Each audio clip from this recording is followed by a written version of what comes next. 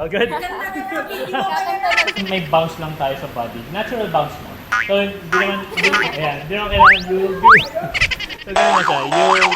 Na-determine natin pala yung position. Kung saan sila seated. From the stage, dito sila magagaling. So, stage to... For all parents na to? Both parents? Ano yung sequence again? Parents or first dance?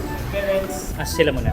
So, ang mangyayari, after your grand entrance, you will be staying here. Paatrasin lang kayo ng konti saglit ni host to talk.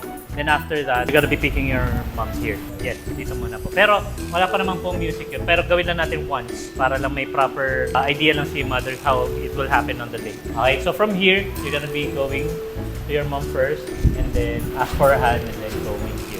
Aalalayan talaga actually sa stage kasi may tatlong hagdan, right? Ayun, so may tatlong steps. After going up here, starting position ninyo would be like this. Once the music plays, haharap lang kayo dun sa narinig nyo na yung hum nung singer. Tapos, yeah, okay? It's gonna look like this.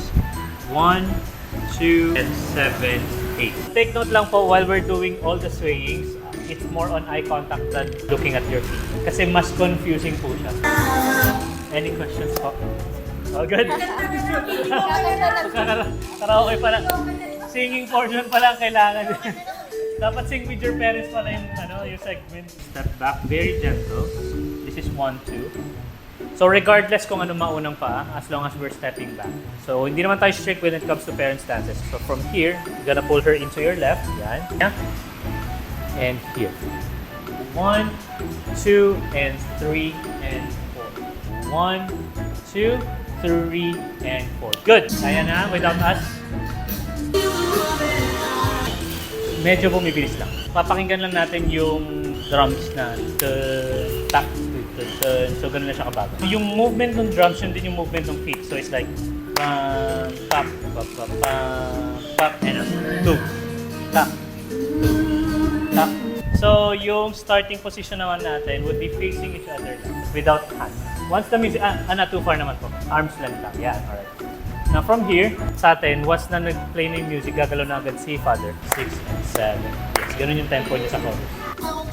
Wait for the chorus. Don't you cry. Para sa sakto siya sa You'll Be In My Heart. Nice! That was good, that was good. Good job, good job. Okay. We're gonna be letting go. Point lang na you'll be in. So, may bounce lang tayo sa body. Natural bounce lang. So, hindi naman kailangan you'll be. So, ganun na siya. You'll be in my... Yan. Try natin with music muna. Pakinggan natin. For you. Ay, always pala. Okay lang yun. Maling lyrics eh. I'll be there always pala. Alright? Yan ang turo. I think you guys are good enough to record na natin. Fast learner si Dad.